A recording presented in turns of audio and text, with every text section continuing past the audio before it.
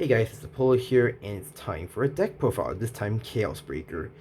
Well, the Jester has returned.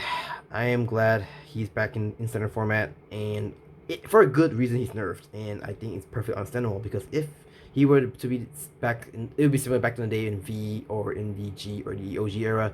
Yeah, it's gonna be crazy, crazy, crazy bad. Okay, so with the release of DZ BT15, we have a brand new encounter deck, and okay, the Chaos Breaker is making a return in standard, and the locks are pretty interesting how they implement it, especially in standard format. So, with that being said, it's pretty good and balanced in a way, so it wouldn't really break the game.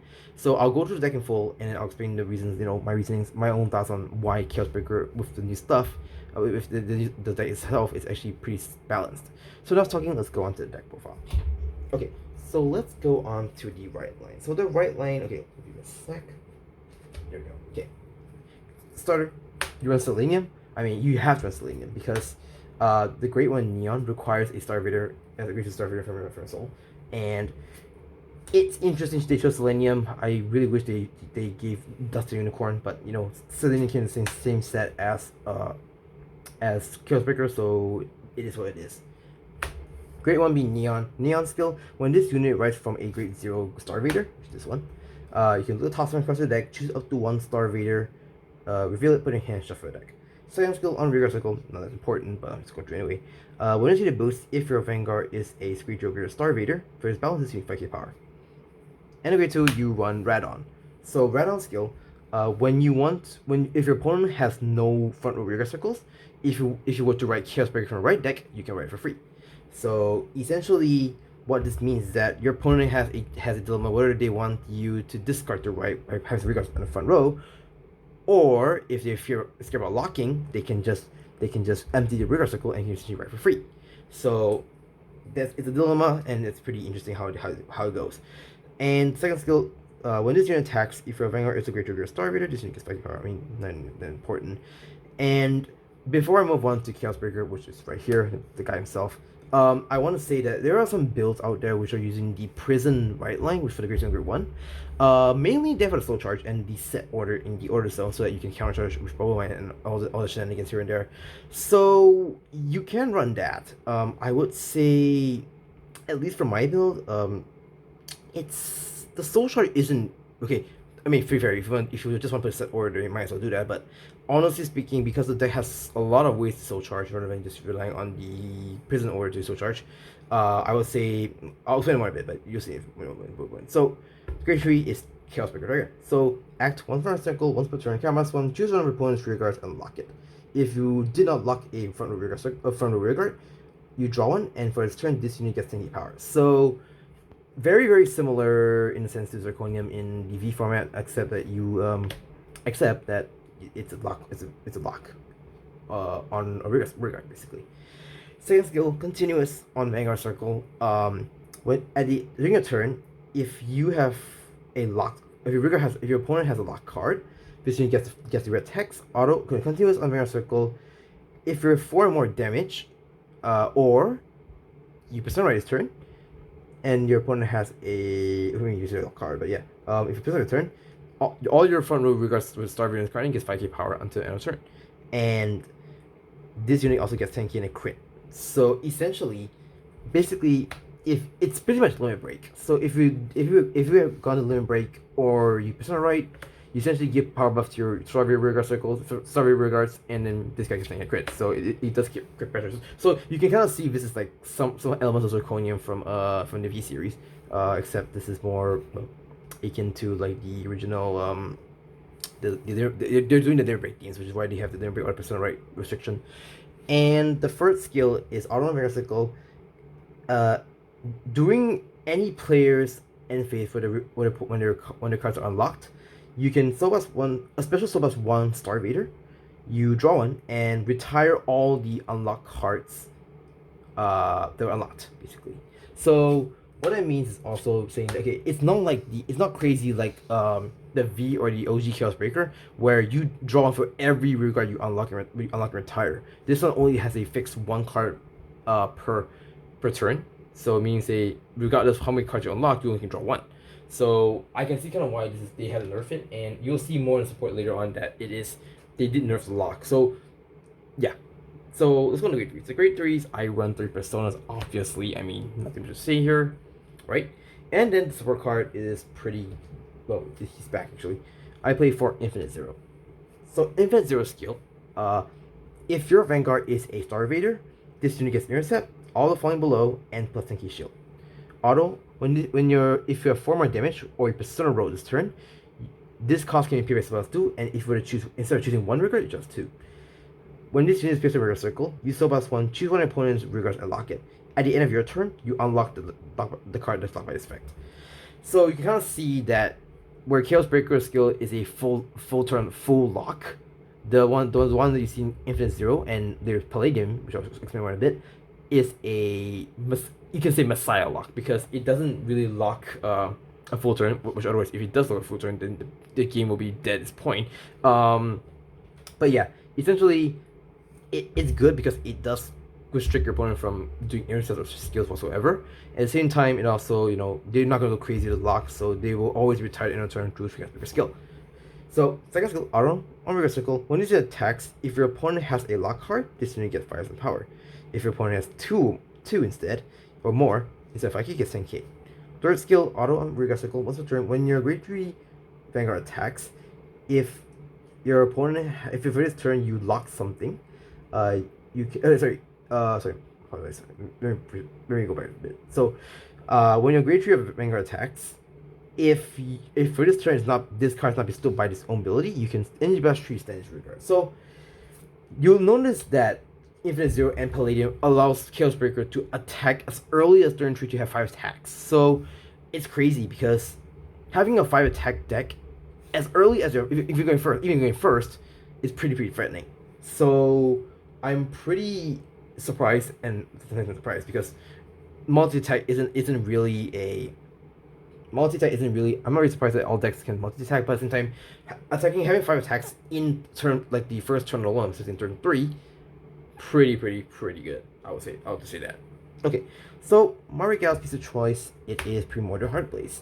So I choose Primordial Heartblaze because of the Persona right, and also it's essential discard target. So essentially, it just allows you to activate Persona right, and it's a Persona right, so you don't have to really rely on Chaos Breaker's Persona right from hand. So I choose the Primordial Heartblaze just because it's for Persona. Okay, let's go to grade 2s. The grade 2s, this is pretty good. So the grade 2s, I play for Colony Maker. Colony Maker skill, when this unit is placed on a rigor circle, if your Vanguard is a Star-vader, you come out and activate one of all these below. You either look at top 7 cards of the deck, choose up to one Star-vader that's I believe it's different card name for this unit, reveal it, put a hand over the deck, or you choose a grade 1 Star-vader and drop and call the rigor circle. Second skill, Auto on rigor circle. When this attacks, if your Vanguard is a grade 2 grade Star-vader, this unit gets 5k power. If your opponent has a lock card, it gets another 5k power. So it is your filter. It literally filters the deck. 20k are pretty big, and I think it's pretty good. Also, in the premium context, this is pretty good. Like, it helps you to filter your deck just like that's like in the deck, and the fact that you'll see there's another card in the deck that also pretty good in premium. I'll explain more in a bit, and you'll see these two cards actually work pretty well. And I'll explain more in a bit, but for now I just want to be here. Right. Next off, I play 3 Neobium. Neobium skill, act on drop. If your Vanguard is a grade 0 greater Star-vader, you can end best tree, call this rigor circle. Second skill, continuous rigor circle. If your opponent has a lock card, this unit gets 5k power. If you have 2 or more, and your opponent's Vanguard is grade 0 or greater, this unit gets another 5k. Active on opponent's turn 2. So mainly just a Star Survivor. I probably want to bump him down to 2, but we'll see because there'll be more support I can play along here and there. So give and take as you will. Next off, the other grade 2, I run 3 Krypton. So Krypton skill, when this unit is played on rigor cycle, if your Vanguard is a Star-vader, you may Soul Charge 1. So keep in mind, the Soul Charge 1 is not mandatory. So you don't have, if you're gonna deck out, you don't have to use it. Second skill, continuous on rigor circle. If your Vanguard is a grade 2 greater Star-vader, this unit gets boost. So this is one of your Soul Charges in the deck, along with the other cards I'll show in a bit. So essentially, you don't have to worry about soul, and I'll explain why more in a bit. So there's that. For the great ones, I play for Palladium. So Palladium skill, when this unit is based on rigor circle from hand, if your Vanguard is a grade 3 or greater Star-vader, you can and your opponent's yeah, if your opponent's card is not locked this turn, if your opponent's card is locked this turn, sorry, it's locked this turn, and you pass 3, you choose your opponent's regards and lock it. And in turn, this unlock the lock card by this effect. So basically, it's just like Infinite Zero. It's a Messiah lock, not the full lock like Chaos can do. It is what it is. It does help, but the second skill is the one that makes it really good, not only for this deck but also in premium. His skill: when your Great Druid or Greater Star-vader Vanguard attacks, if for this turn a rearguard is not stood by ability of discard this turn, you can put this in your soul and stand the rearguard. If your opponent's Vanguard is greater or greater, for this turn, the stood unit gets a 5 power. So what I mean by this is that Colony Maker can actually, okay, if you're taking on premium context, it helps to fill your deck. And if you want to revive cards from a drop, especially in Craving Claw, especially in the premium format, it is pretty useful because when you spend your Craving Console just to swap locks and just so bust it out, you can always call it back just to give the unhit pressure to top 5 Star-vader. Palladium is also good in premium because it finally gives Link Joker a if you finally get Star-vaders in premium to become multi-type deck. So usually Star-vaders, if you're not playing strikes or whatever, they can up at most 3 times. So with Palladium in place, and not only in this deck, it gives it 5 attacks, but also in premium, it allows you to make it a 4 attack deck. Pretty good. I think if you want playing, and in fact, do stay tuned for the premium update for my Chaos Breaker in premium. I will do that once I get the stuff going. Okay, so the other group once I run, I play 2 Glory Maker. So Glory Maker skill. If your Vanguard has only 1 clan and you have no cards in G zone, you get out of at least below. Auto on drop, if a Great Tree is placed on your Vanguard, and you do not have the same regard as this on the Rigor Circle, you can call it from Rigor drop. Second skill, Auto on Rigor Circle. When this unit boosts, if your Vanguard is greater or greater, for this battle, you get either your opponent cannot play Blitz orders. Oh, sorry. When your opponent calls a from hand to garden circle, they must call 2 or more at the same time. Or you're playing for the battle, your opponent cannot play Blitz orders. And in the battle, you retire your unit. So essentially, this is a crazy good card. I mean, not only in Dimension Police, like Dilution like Kaiser, but also in Chaos Breaker. It gives the moment Chaos Breaker the crit pressure, you're essentially forcing your opponent to draw 2 or more when attacks. Pretty good. I think 2 is fine because you always revive whenever you ride, basically. So there's that. Next off, I play 3 of the Persona Shield Generators from the latest Festival booster. So this card is still pretty good because, okay, I mean, to be fair, you do have a lot of soul, and you can just essentially use it just to burn soul, really. And the fact that you can get a Persona Shield is what's the reason why I'm playing this card. So it's a Persona Shield Generator. I mean, it helps actually. Next off, I play 3 Mikani. Mikani is just your backup soul charger. I mean, it also helps the soul charger more in case you want to use Infinite Zeros. You notice it is kind of a bit of soul plus heavy deck in a way. I think the most one that you can soul the most is probably Infinite Zero. So you do want to make sure you have soul, and there's that. And I played 3 of the effect PGs. I mean, I chose Copper because Link Joker. And I play 1 Elementaria. Depending on the meta, you can choose either playing the Crest Elementaria or the Short Elementaria. Alright, triggers. Rangi OT, obviously, because it's literally broken. 8 vanilla crits. If you want to play the effect crits, your bindings go ahead, but I think the crits are fine. Now this is where people have been thinking of having debating how to play the cards. So I played 3 effect draws. The reason why I'm playing effect draws front and front is that, like I said before, soul is never an issue in this deck. And the fact that I try to play test with playing the soul in front, and I soon come to realize that yeah, Chaos Breaker doesn't really draw a lot. So which is why instead of playing Soul in front or the Shield front if you want to do defensive, but I think draws are better because you can get the pieces easily, and also you don't draw a lot. I mean, even yes, Chaos Breaker does let you draw, but it's only draw once every end of the turn.